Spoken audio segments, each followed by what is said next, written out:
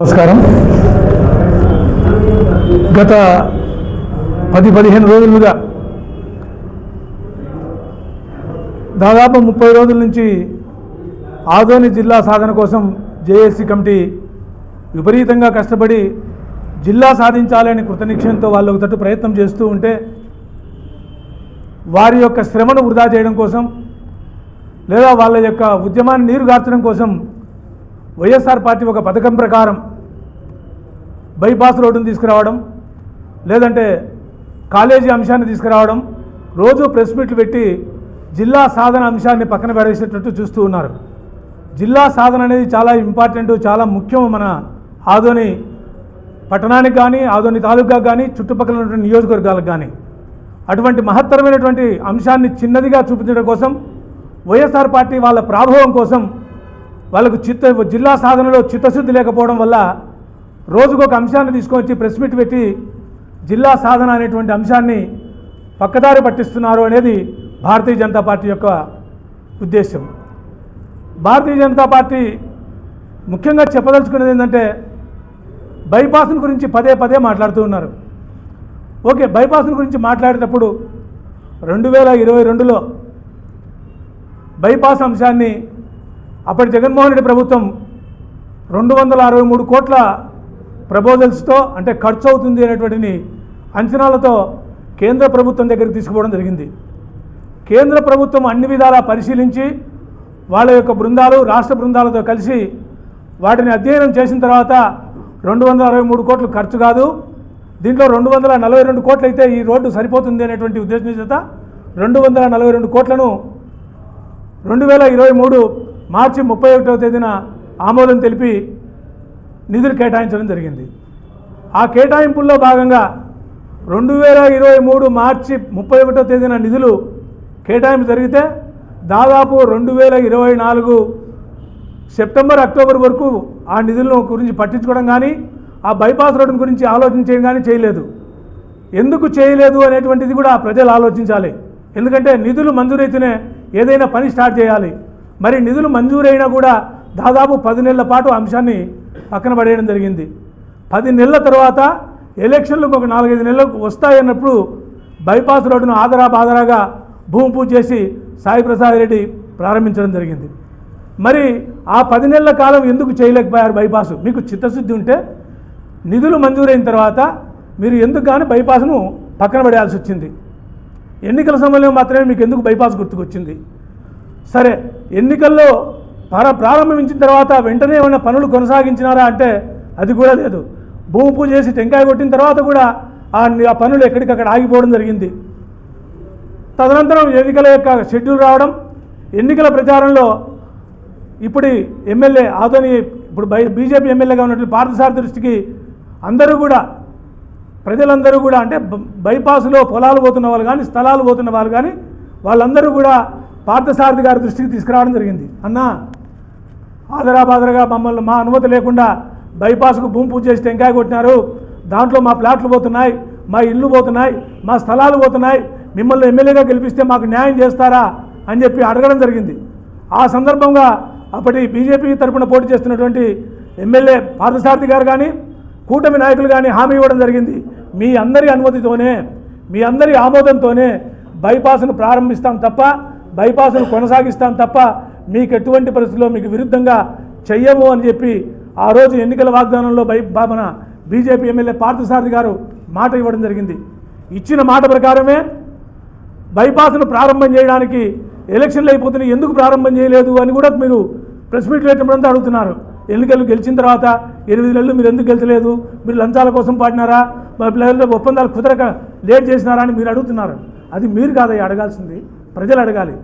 ఎందుకు అడగాలి అంటే ఎప్పుడైతే ఆయన ఎన్నికల్లో వాగ్దానం చేశాడో ఆయన ఒకే మాట చెప్పాడు సబ్ కలెక్టర్ గారికి కానీ, కాంట్రాక్టర్లు కానీ పిలిపించి, అయ్యా నేను ఎన్నికల్లో ప్రజలకు ఫ్లాట్లు పోయిన వాళ్ళకి కానీ, స్థలాలు పోయిన వాళ్ళకి కానీ నష్టం జరగకుండా బైపాస్ను కొనసాగిస్తాను, పూర్తి చేస్తానని మాట ఇవ్వడం జరిగింది. కాబట్టి ఎవరైతే బాధితులు ఉన్నారో ఆ బాధితులందరినీ ఒక చోట కూర్చోబెట్టండి, వాళ్ళందరినీ కూర్చోబెట్టి వాళ్ళందరినీ ఒప్పించి బైపాస్ ప్రారంభం చేస్తాము అని చెప్పడం జరిగింది. ఆ చెప్పిన క్రమంలో ఒక 3-4 నెలలు అంటే ఎవరైతే బాధితులు ఉన్నారో వాళ్ళు వివిధ ప్రాంతాల్లో ఉన్నారు, ఒక ఆదంలోనే లేరు. కొంతమంది బెంగళూరులో, కొంతమంది రాయచూరులో, కొంతమంది వివిధ ప్రదేశాల్లో ఉద్యోగస్తులుగా నివసించుతుండడం వల్ల వాళ్ళందరినీ ఒక చోట చేర్చి ఒక డేటును నిర్ణయించి సబ్ కలెక్టర్ ఆఫీసులో కూర్చోబెట్టడానికి దాదాపు 4-5 నెలలు సమయం పట్టింది. అయినా ఆయన వదలకుండా ఒక 4-5 నెలలు సమయం తర్వాత అందరినీ సబ్ కలెక్టర్ ఆఫీసులో కూర్చోబెట్టి ఎమ్మెల్యే గారు హాజరై, అయ్యా ఈ బైపాస్ అనేది ఆదోని అభివృద్ధికి ప్రధాన అంశము, ఇది లేకపోతే ఆదోని పట్టణంలో రోడ్లు ఇరుకుగా ఉండడం వల్ల, రద్దీ ఎక్కువగా ఉండడం వల్ల మనకు ఈ ట్రాఫిక్ సమస్యలు ఎక్కువగా వస్తున్నాయి, ప్రమాదాలు జరిగేటువంటి అవకాశం ఎక్కువగా ఉంది. కాబట్టి మీరందరూ పెద్ద మనసు చేసుకొని మీకు నేను ప్రభుత్వం ద్వారా వచ్చేటువంటి కాన్సన్ట్రేషన్ కాకుండా ఇంకా ఎక్కువ ఇప్పించడానికి నేను ప్రయత్నం చేస్తాను, మీరందరూ దయచేసి ఒప్పుకోండి అని వ్యక్తితో మనిషితో ఆ స్థలాలు ఎవరైతే పోతున్నాయో వాళ్ళందరితో కూడా వ్యక్తిగతంగా కూర్చొని వ్యక్తిగతంగా మాట్లాడి వాళ్ళందరినీ ఒప్పించి బైపాస్ను ప్రారంభించడానికి ప్రయత్నం చేసినటువంటి వ్యక్తి ఆదోని ఎమ్మెల్యే పార్థసారథి గారు. ఆయన లంచాల కోసం కాదు నిలబెట్టిండేది, అందరినీ ఒప్పించి అందరి ఆమోదయోగ్యంతో చేస్తే అది సంపూర్ణమవుతుంది తప్ప ఏదో మనం ఎమ్మెల్యేగా ఉన్నాం, నేనేం చెప్తే జరుగుతుంది, నేను చెప్పినట్లే చేయండి అని గర్వానికి పోయి అహంకారంతో పనులు చేస్తే ప్రజలు మళ్ళీ ఎప్పుడోసారి నాకు బుద్ధి చెప్తారు. కాబట్టి అటువంటి పరిస్థితి నాకు రాకూడదు, నేను ప్రజల్లో నిరంతరం ఉండాలి, ప్రజల ఆమోదయోగ్యం పొందాలి అనేటువంటి ఉద్దేశం చేత ప్రజలందరినీ ఒప్పించడం కోసమై ఆయన కొద్ది రోజులు డిలే చేసినారు తప్ప, డిలే చేసినా కూడా సంపూర్ణంగా ఆయన హయాంలోనే ఎప్పుడు 4 నెలలు పోస్ట్ పోన్ అయినా 5 నెలల్లో పనులు కేవలం ప్రారంభించిన ఒక సంవత్సరం 2 నెలల్లోనే అంతటి 7.3 కిలోమీటర్ల రోడ్డును 4 లైన్లుగా పూర్తి చేసినటువంటి ఘనత మన పార్థసారథి గారికి దక్కుతుంది. కాబట్టి బైపాస్ విషయంలో రాజకీయాలు చేయాలని కానీ, బైపాస్ విషయాల్లో మీరేదో లబ్ధి పొందాలని కానీ తాపత్రయపడకండి. దయచేసి జిల్లా అనేది ప్రధాన అంశము, జిల్లా అంశం ప్రధానాంశంగా వచ్చినప్పుడు పార్థసారథి గారు జిల్లాను గురించి మాట్లాడిన ప్రతిసారి, లేదా ఆదోని 4 మండలాలుగా చేయాలని మాట్లాడిన ప్రతిసారి మీరు జిల్లాను గురించి లేదా బైపాస్ గురించి అన్న మాట్లాడతారు, లేదా గవర్నమెంట్ హాస్పిటల్ గురించి అన్న మాట్లాడతారు. మీరు ఒక్కటి గుర్తుపెట్టుకోండి, గవర్నమెంట్ హాస్పిటల్ అనేది జిల్లా కేంద్రం అయితే ఏ జిల్లా కేంద్రానికైనా ఉచితమైనటువంటి వైద్యం అందించడానికి ప్రభుత్వం ఖచ్చితంగా ఉచిత వైద్యశాల ఏర్పాటు చేస్తుంది. అది ఎవరు చెప్పినా చేయకపోయినా జరుగుతుంది. దాంట్లో రాజకీయం చేయాల్సిన అవసరం లేదు. జిల్లా సాధన కమిటీ వాళ్ళ యొక్క కృషిని, వాళ్ళ యొక్క కష్టాన్ని మనం వృధా చేయాలని ప్రయత్నం చేయకుండా రోజుకు మీరు ఒక ప్రెస్ మీట్ పెట్టడం, మేము దానికి కౌంటర్ ఇవ్వాలని ప్రయత్నం చేయడం, ఇది జిల్లా సాధన అనేది మరుగున పడిపోతుంది. దయచేసి వైఎస్ఆర్ పార్టీ వాళ్ళు గమనించి బైపాస్ విషయాన్ని పక్కన పెట్టండి, మన హాస్పిటల్ గవర్నమెంట్ హాస్పిటల్ గురించి పక్కన పెట్టండి, జిల్లా సాధన కోసం మీరు కదిలిరండి, మేము కదిలేస్తాం. మీరు మాటికి మీ ఎమ్మెల్యే రాజీనామా చేయమను, లేకుంటే కూటమి నాయకులు రాజీనామా చేయమని అంటున్నారు. మేము అధికార పార్టీలో ఉన్నాం, రాజీనామా చేయడానికి కొంత అడ్డంకి ఉంటుంది. మీ దగ్గర వైఎస్ఆర్ పార్టీలో 11 మంది ఎమ్మెల్యేలు ఉన్నారు కదా, మీ ఎమ్మెల్యేలు రాజీనామా చేయమనండి. మీ జగన్మోహన్ రెడ్డికి ప్రభుత్వ వైద్యశాల ఇచ్చినటువంటి జగన్మోహన్ రెడ్డికి చిత్తశుద్ధి ఉంటే ఆయన ప్రభుత్వ వైద్యశాలలు ఖచ్చితంగా తను ఇచ్చిన వైద్యశాలలు సంపూర్ణంగా పని జరగాలి అంటే, ఆయన ఇచ్చింది నిజమైతే ఆయన ముందు రాజీనామా చేయమనండి, ప్రజలకు వచ్చి పోరాడమండి. లేదా వైద్యశాల పూర్తి కావాలి అంటే మీరు అసెంబ్లీకి వెళ్ళి మాట్లాడండి, అసెంబ్లీలో మీరు నిరసన తెలియజేయండి. అసెంబ్లీకి వెళ్ళరు, ప్రజల్లోకి రారు, ఊరికే ప్రజలు ప్రెస్ మీట్లు పెట్టుకొని రోజుకోటి పొద్దుకొని ప్రెస్ మీట్లు పెట్టి ప్రజలను కన్ఫ్యూజ్ చేసి ఆదోని జిల్లా సాధన అనేటువంటి అంశాన్ని పక్కన పడేయద్దని చెప్పి దయచేసి వైఎస్ఆర్ పార్టీ వారికి విజ్ఞప్తి చేస్తున్నాను. నా పేరు పిల్లాల మధుసూదన్ శర్మ, బీజేపీ నాయకులు. సమావేశం పెట్టడానికి కారణం ఏంటంటే, భారతీయ జనతా పార్టీ ఆదోని జిల్లా ఏర్పాటులో ఒక లైన్ గురించి చెప్పడము, ముఖ్యంగా ఆదోని కేంద్రంగా జిల్లా ఏర్పాటు చేయాలనేటువంటి ఉద్యమము 2021 నుంచి కూడా నడుస్తున్నటువంటి సందర్భము. అప్పటి నుంచి కూడా భారతీయ జనతా పార్టీ క్లియర్ కట్గా అధికార వికేంద్రీకరణ భాగంగా చిన్న జిల్లాల ఏర్పాటుతో అధికారం వికేంద్రీకరణ జరుగుతుంది, గ్రామ స్థాయిలో క్షేత్రస్థాయిలో పరిపాలన సులభంగా జరుగుతుందనే ఉద్దేశంతో 2021 నుంచి కూడా భారతీయ జనతా పార్టీ కార్యకర్తలు ఆదోని జిల్లా ఉద్యమంలో చురుగ్గా పాల్గొంటూ 2022లో అప్పటి ప్రభుత్వం జగన్ గారి సారథ్యంలో జిల్లాలను ఏర్పాటు చేసే సందర్భంలో కూడా 46 రోజులు దీక్షా శిబిరంలో కూర్చున్న సందర్భంలో భారతీయ జనతా పార్టీ కార్యకర్తలు కూడా ఎంతో యాక్టివ్గా ఆదోని జిల్లా కోసము అప్పటి నుంచి కూడా పోరాడుతున్నటువంటి సందర్భం. అయితే అప్పటి ఆదోని శాసనసభ్యులు సాయి ప్రసాద్ రెడ్డి గారు ఒక్కరోజు కూడా ఆదోని జిల్లా కావాలి అని అడిగిన సందర్భాలు దాఖలాలు లేవు. 46 రోజులు దీక్ష శిబిరం చేస్తే కనీసము మద్దతు తెలిపినటువంటి సందర్భం కూడా లేదు. కనీసము ఆదోని జిల్లా ఉద్యమాన్ని అప్పటి రాష్ట్ర ప్రభుత్వం దృష్టికి తీసుకుపోయిన సందర్భం లేదు. అయితే ఈరోజు ఆదోని జిల్లా కావాలి, ఆదోని జిల్లా ఉద్యమంలో మేము కూడా పోరాడుతున్నామని చెప్పుకోవడానికి మాత్రమే ఈరోజు ప్రెస్ మీట్లలో అక్కడక్కడ మాట్లాడుతున్న సందర్భం. ఇది రెండు నాలుగుల ధోరణి కాదా అని భారతీయ జనతా పార్టీ సూటిగా వైసీపీ నాయకుల్ని, వైసీపీ మాజీ ప్రజాప్రతినిధుల్ని ప్రశ్నించడం జరుగుతుంది.